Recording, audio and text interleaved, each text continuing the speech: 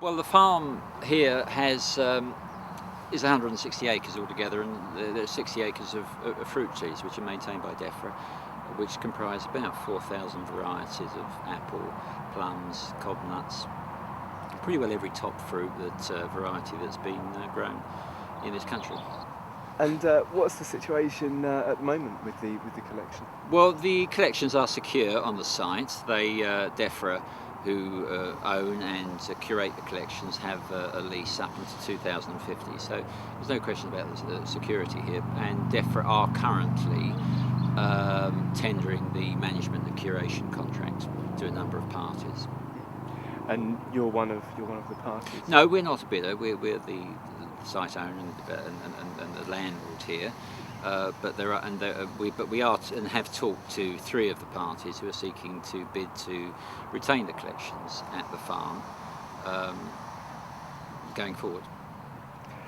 And so, what would it mean to the local economy in the local area if the collection were to be moved? Well, one of the bids, which is the Brogdale Trust, are seeking to move the collections to East Malling, which is a major blow, or would be a major blow for the rural economy, because the farm and the collections are a significant part of the local tourist offer and a part of the strong part of the rural economy in terms of job creation. So it would be a major disappointment for Swale and for East Kent if the collections were to be relocated, and puzzling when there appear to be three strong bids to retain the collections here into the future. Can you tell me a bit about what you yourself have done with the site? Because I see it's not just orchards now. No.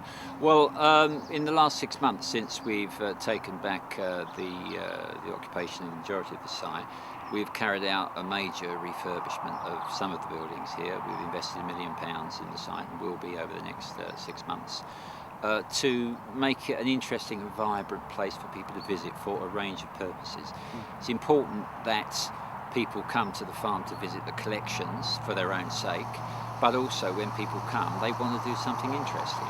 So we've revitalised the central core of the site to make a range of interesting retail, craft type of units, which we hope will complement people's visit when they come. So it will give people another reason for coming and for making their visit more attractive and more interesting. How do you feel about KCC's position on the collection? Well, we're really puzzled that KCC should be, it appears, taking a less than even-handed attitude. They demonstrably are supporting the bid from the Brogdale Trust to relocate the collections, while it appears stubbornly refusing to consider that there are three alternative bids which I imagine are equally strong in terms of science and commercial value, which retain them at Brogdale Farm, which in the eyes of the public is the natural home of the collections and has been so for 50 years. So puzzling that KCC should be, on the surface at least, less than even-handed. To what extent do you think the Brogdale and the National Fruit Collection have become part of the fabric of Faversham and the local area? Well, there's no question they have. The collections have been here for 50 years. The name Brogdale, in the mind of those who are interested in these sort of things, is synonymous with the fruit collections in the same way as Wisley is synonymous with the RHS, and Regent's Park is synonymous with the London Zoo. So it's certainly part of the national consciousness, the collections being here, and also from a Faversham point of view, as it's witnessed by the response of local people towards the threat to move them. It's an intrinsic part of the local community. Tell us about Brogdale as you see it. Brogdale's a great place to visit, and we've always found, I've been involved with Brogdale for several years in all sorts of different capacities. I've had businesses based here for a while, and I also worked for a long time as operations manager on the site.